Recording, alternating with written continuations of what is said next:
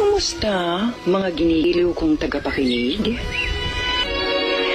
Ito po, ang kasaysayan sa mga liham sa inyong Tia Deli.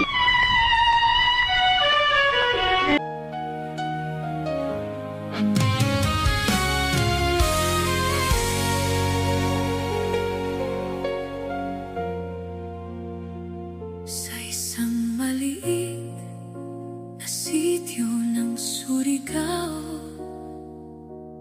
may kubong kahoy na tahanan namin noon. Kawayan ng sahig, pawid ang bubong. Doon nagsimula ang pangarap ng isang bata. Sa likod ng bahay ang munting banyo.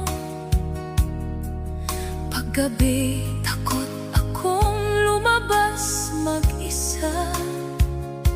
Lampara lang ang ilaw sa aming gabi. Minsan wala pang gas, kaya maaga ang tulog.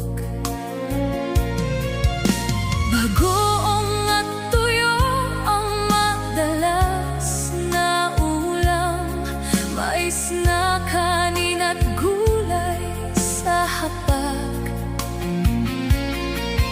Pinakamasayang